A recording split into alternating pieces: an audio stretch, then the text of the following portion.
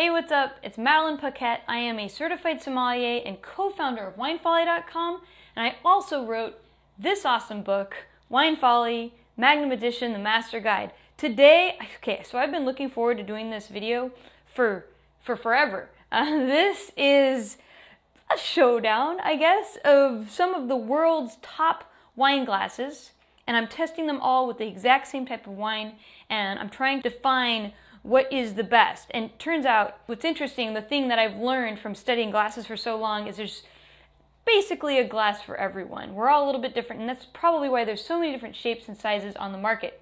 But let's get into that. Let's dive into these glasses and answer a few questions about what makes a glass great, so you know and you're empowered, and when you look at glassware, you can kind of make your own mind up on whatever you choose. So, what do I look for in a glass? And it's pretty simple. It's got to make the wine taste great. It has to be quality built. It should be usable. So how is the cleaning situation? Does it store in most cabinet spaces? Can I stick my hand in and polish it pretty easily? And then how durable is this glass? Is it going to survive or is it going to break? So these are the basic things I look for, and it gets more complicated. But I have a glass, a demo glass. This is what I would say my basic plus wine glass. This is by Scott Zwiesel. This is called the Triton Pure Cabernet glass. You can find it on the market for about $14 to $16 per glass. I think I've seen it at like Pottery Barn. This glass, however, as beautiful as it is very, very different than these other glasses, and I'll talk a little bit about why. First things first, this is a crystal glass. These are all crystal glasses. The reason why we like crystal more than standard glass is crystal is glass plus minerals. It doesn't have to be lead. Originally it was lead-based crystal, and they do have some lead-based crystal out there, but most folks are using lead-free crystal, which is usually zinc or magnesium plus silica, which makes glass. All right, so you've got your glass. You're going to be looking at quality of manufacturing, and you're going to look in a few specific places. First thing is the glass made with multiple pieces. Is the stem connected to the base and then connected to the glass? So there's basically two units, and you can see that this one is. Is the stem pressed? And this one definitely is. I can actually feel a seam on the stem of this glass right here, and then I look at the rim of the glass. This is how thin they can spin the glass, and I can see that this one's got a little bit of a lip. And the reason why you don't want a super huge lip on super high-end glasses is because the lip makes the glass more present in your mouth when you're tasting it. It creates, you basically want to drink wine out of air. Like you want to be floating in space and be like sucking the wine out of the air while still maintaining that shape that sort of collects the aromas. So these are some of the things I look for in quality. And then finally, the last thing I look at is the quality of the bowl. I'm looking at sort of the ribbing that might happen. How smooth did they make it? How quickly was this manufactured? And this one, for $14, this is a pretty good deal. I'd say you could probably get this glass for a lot cheaper. I think they have a really good markup on this particular glass. For comparison's sake, I have Old Standard here. This is my Restaurant Series Riedel Extreme. I think it's called a Riedel Extreme Cabernet or Bordeaux glass. Massive bowl, but very, very thin lip. I think it's leaded crystal, and that's why they can make it so thin right here. And it's really, really chunky and firm and solid. It's got such a big mouth, I can stick my hand in there, which is handy when polishing glasses. This is Old Standby. I've had these for at least 8 years and I love them, but they're definitely a little bit of a monster. When you get into the high-end glasses, things get more delicate. Alice Fearing said hummingbird bones, and I think that's a great way of describing what happens to some of these glasses, these stems. They have such thin stems that if you have big hands, you want to hold it by the base. That is the safe place to hold these glasses because the stems are so thin, they're almost unmanageable to hold. But at the same rate, they're beautiful and they're stunning. So let's move on to the high-end glasses. I'm going to put good old Triton off to the side here. and we'll start getting into the details of what these glasses are. Okay, so I'm going to start with the one on your right. This is a new glass to market, new in 2018. It is a partnership between Jancis Robinson and Richard Brendan. It is crystal glass. It is made in Austria, hand blown, and it is called the One. I guess one glass to rule them all. A universal glass that retails for $56 a stem. Next one over, this is the Zalto Denk Art Universal. Very classic, famous glass with very austere lines. It is $59 a stem, also hand-blown, made in Austria. Next one over, this is the only one made in Germany of the bunch. This is Zwiesel. Zwiesel is a very classic glass manufacturer in Germany. This is called the Zwiesel 1872 Select series, and this is the Riesling Grand Cru glass. I can't find this one available in the US, but I have found it in Europe for 38 euros, or that translates to $43 a stem. And then our next one over, these are actually both from the same producer. They look very similar, as that's because they are. These are both made by Gabriel Glass. Gabriel Glass was designed by a Swiss guy, and it is made in Austria. This one is a hand-blown. This is their gold edition glass. Retails for $62 a stem. And then this one next to it's interesting. It is same shape and everything, but it is machine-made, and it is just under $30 a stem. So you might be wondering why I picked these glasses and not other glasses on the market, and I will say I picked these specifically because they're supposed to be universal glasses. If you want to know more about wine glasses, leave a comment for me and I'll definitely keep track of those. All right, so let's get started. I want to do a smell test with them. I'm going to be tasting a Pinot Noir. I think this is a great wine to test with because it's a red, but it's aromatic, so it can kind of have more floral notes like a white wine. So this is my buddy Jeff Kruth, his bottle of Lost and Found from 2014 vintage. This is a great way to test this wine. All right, I'm going to start with the Jancis Robinson Richard Brendan collaboration, the one glass, and let's give this a sniff. So, you know, what I noticed right off the bat with this glass is a much smaller diameter opening. So we'll see how that performs.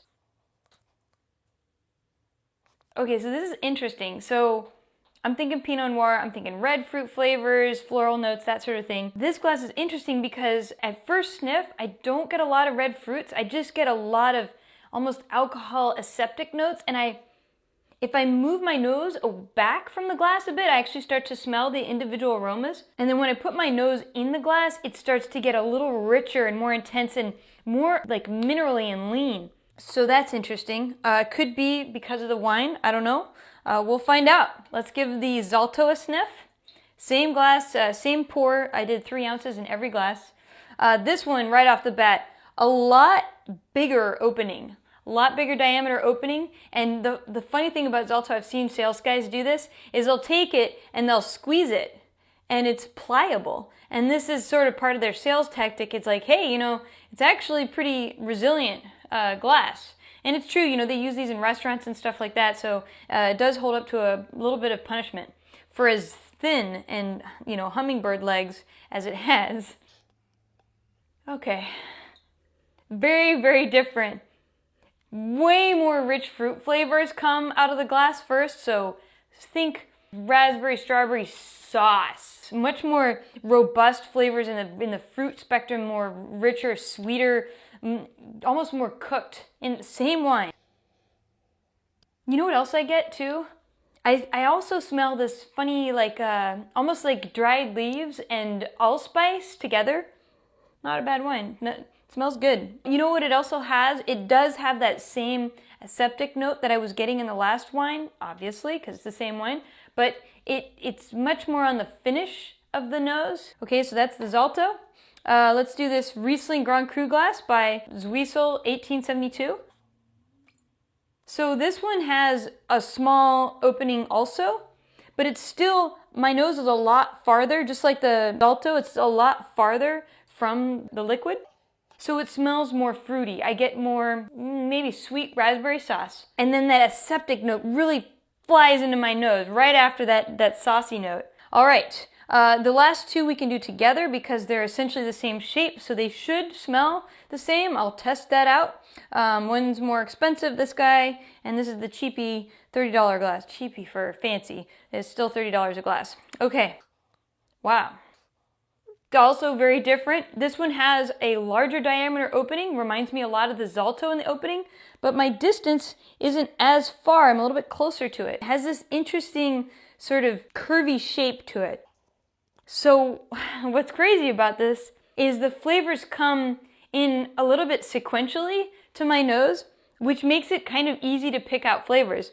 I get tart raspberries, sort of sweet strawberries, hibiscus, like floral hibiscus, and like almost like those rose pastis candies. On the top side of this glass, if I smell from the top, I get more of that aseptic note we were talking about in these other glasses. Again, I'm nitpicking this wine. This wine smells delicious. It's almost more minerally in this glass. It almost smells more like a mineral note than a negative. Let me just swirl it a bunch. It smells virtually the same. Yeah, that smells the same. So these, I think, because the shapes is the same, smell also the same to me. I don't notice any particular nose smells differently. All right, so that's the smell. Which one's my favorite? Which one do I like the best? So I'm gonna say everyone's different. My nose is big. I have got a pretty strong sniffer. So these ones with the smaller diameter rim for me, they did not perform well with this wine because it just burned my nose. I liked the Gabriel glass and the Zalto a little bit more. So these two Gabriel glasses and this Zalto seem to perform better for this particular wine. All right, next up, let's do the taste test. So with the taste test, it's all about how the rim of this glass touches my lips and how that taste comes into my mouth.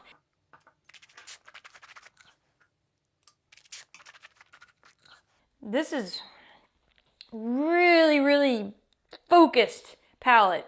Like it comes into my palate like all at once and then it spreads out and hits everything sort of like, if you imagine like turning your hose really tight and going, so it sprays everywhere. That's kind of how it feels like it comes into my palate because it has this small diameter opening. I would say tannin seems slightly reduced.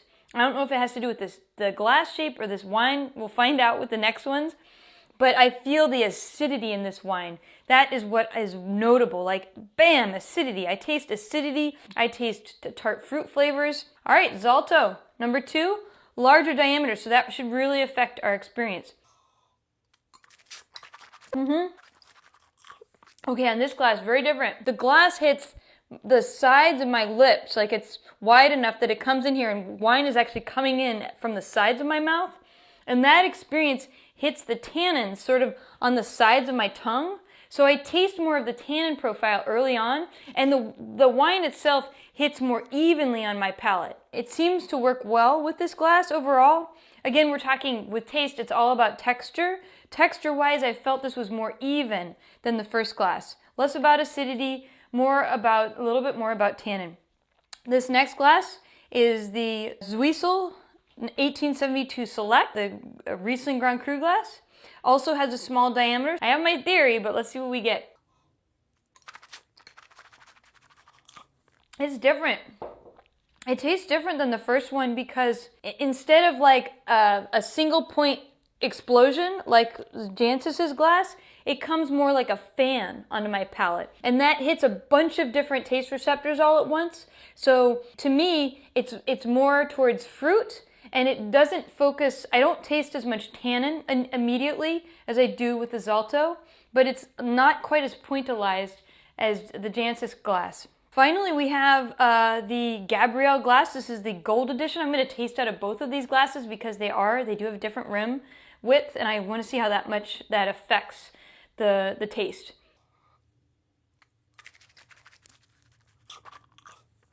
Okay, so this one definitely has more of that all-over palate effect, similar to the Zalto glass, where it kind of everything hits you all at once. You get a little bit of that tannin play. I sense maybe because my nose is closer to the wine when I'm tasting it and I'm getting a lot of those aromatics, but I sense a lot more of that fresh fruit note versus the stewy fruit note that I got in the Zalto, which does kind of affect your perception of taste. So perceptively, it felt lighter bodied, even though it's the same wine. All right, last glass with the rim.